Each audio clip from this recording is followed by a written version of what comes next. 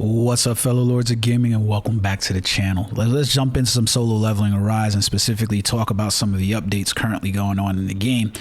We're going to want to know because there's a lot of changes on the foot. So number one, we do have a new story chapter in the game. You want to go complete this as well.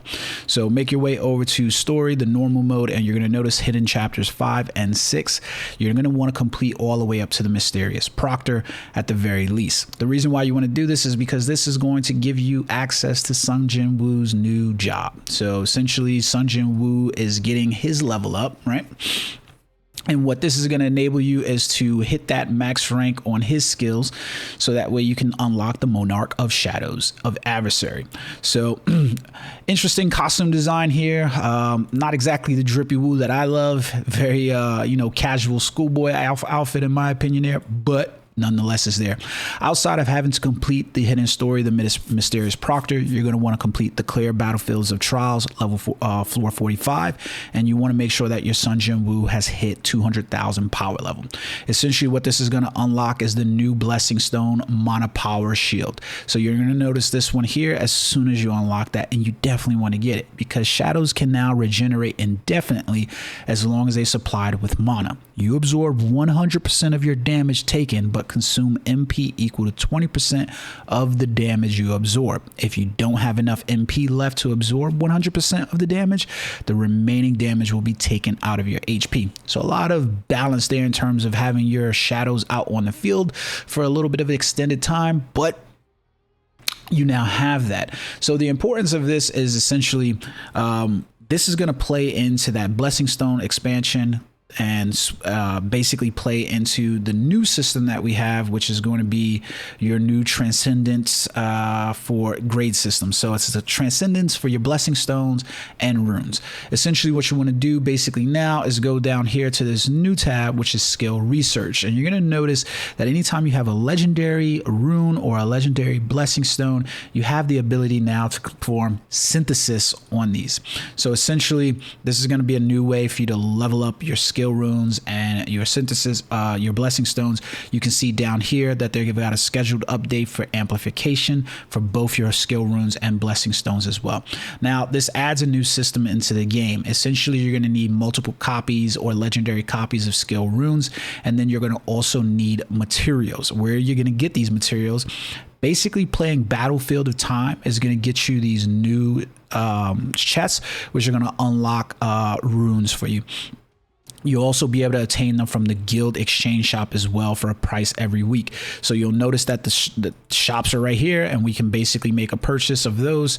This is going to net me some of these Transcendence automatically inside here. So you can see like all of that Transcendent material is going to be needed basically for this.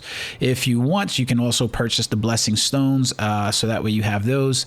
Notice that you're going to get those. You're going to need multiple copies of these, obviously, so this will be one of your new weekly purchases inside of here. Guarantee mostly everybody's going to need to do that, so that way you can unlock the rewards of that system.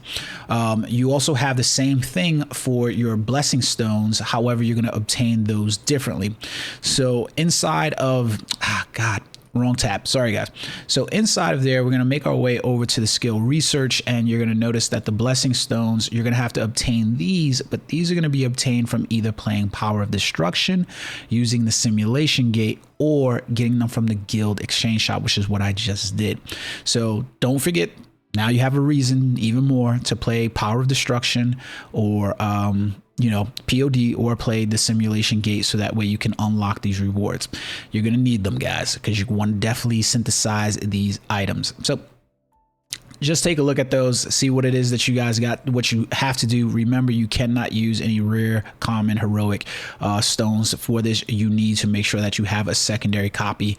So you can see that right there. I can confirm that I have one, and then if I had these materials, I'd basically be able to do it. Unfortunately, I don't have them. So when I get around to this, maybe I'll show you those, but I'm not in the purchasing place to make these purchases heavy. So you have to make that decision if that's something for you. But we got the synthesis system in there. Now, I've skipped over this, but guys, we do have a new shadow growth element system as well. So you can make your way over to the shadow army, And you have not only the new the skill growth system, but you have a new shadow inside the game. So Ice Witch Bestie is finally here. You can now level her up so that way she can become effective for you. Now, you're definitely going to want to level this character up. I'm going to tell you that right now, because her Monarch skill, her authority skill, not Monarch skill, her shadow authority skill increases the defense penetration of the entire team by 8%. You can see why that's going to be important, because if you're playing Deimos, fire is obviously the attribute that you want to be playing within that level, and guess what? She's just going to help out with that defense penetration, so you're going to want to get her to general as quickly as possible. Now notice as well that each of the shadows now have skills that you can level up the same as you would your previous hunters and so forth. So same gimmick inside here. So unlock those shadow armaments, unlock these skills, and get to leveling them up. Notice that there's a new item inside the shop to level up these skills. So we do have these shadow skill scrolls, and you can obtain them from the gates, or you can get them from the monocrystal exchange tab. These can be crafted at skill scroll 2 and 3 inside the crafting shop as well. So make your way to go do those, guys. You'll probably like it. Next up, we have the final act for the Jeju Alliance raid. So we just basically saw them enter the final stage of this arc, and the game has accompanied them as well. So all you have to do is basically get in here, so that way you can go fight Beru. You can basically play within the difficulty levels for you, jump in. That's it. Really simple. Defeat the Ant King. I like that this is going to be more cooperative, and the rewards look to be pretty pleasant as well. So you can get these legendary skill runes. You notice that you have the mono power extracts inside of here, some of the custom draw rate tickets, and then some leveling items as well. So definitely worth jumping in and playing. I'm still collecting, so that way I can just do it all at once a little bit inside there. We've got 23 days left, but I'll get those contribution points going. Good enough event over there. We do have some new bosses inside of the instance and encore missions. So over inside the instance, we've got the Hobgoblin Leader, and then over here inside the encore missions, we've got the Poison Tooth Giant Desert Centipede. So those are new things, new bosses that you have to look forward to in the rotation, keeping it kind of fresh. No problems there. I've been farming the Hobgoblin Leader because I need some more of those bracelets. Now outside of this, we do have a new draw event that's basically going on for Goto Ryuji. Whether you're drawing on this or not is completely up to you. Unfortunately, I have had terrible luck with this draw and getting more weapons and Demon King's daggers, which is just terrible, because I already have that full A10 maxed out, but it is what it is, guys. So Goto Ryuji joins us as a wind type hunter, which I guess a lot of players will have to make that decision on whether you're going to roll for these. If you've seen in the anime, he was very much type and then very short-lived. Maybe that's going to be the case for him inside this game, because right now most people are focused on Deimos and they're not focused on Barat, where the wind attribute paid off dividends for you. So completely up to you. I was really hoping he was going to join as a fire type attribute, but unfortunately not.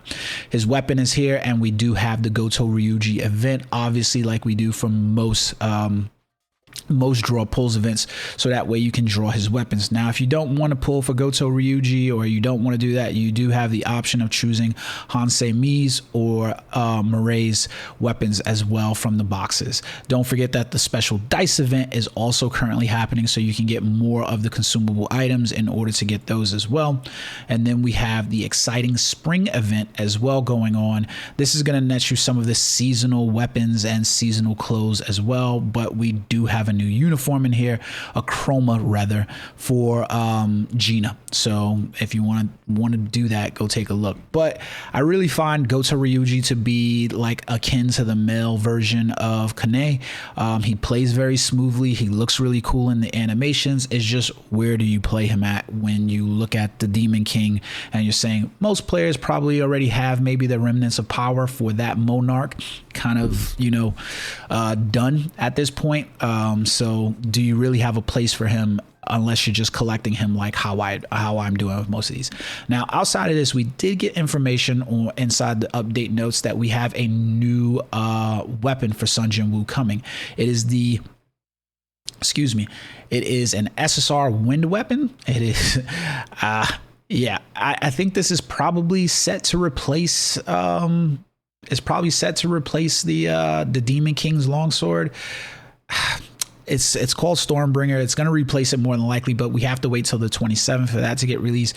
We'll see then whether or not it is a replacement or it isn't a replacement. You know, unfortunately, gotcha games guy, right? So they gotta have a way to basically do that. So we do have a few new costumes inside the shop. One is sitting inside of our it's sitting inside our Hunter's Pass.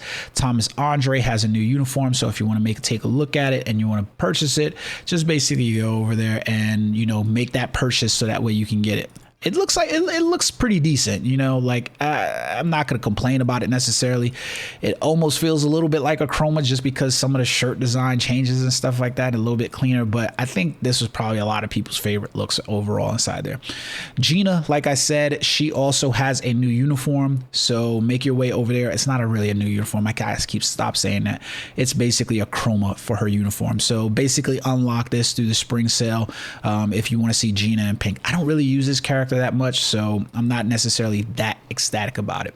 Over in the shop, however, we do have a uniform as well for Goto Ryuji, and I do think that his uniform looks really good. I think that we just end up in a really bad place with Goto because at the moment he's not necessarily a needed character, but you know, you can add him to your rotation for characters. I think that right now his break is probably better than Wu Jinchul's, but you're just basically replacing Wu Jinchul, and like our water and our wind team, they're kind of like sitting to the back at the moment right now, and it's all about fire, and fire deserves its time to shine, but you know, it is what it is.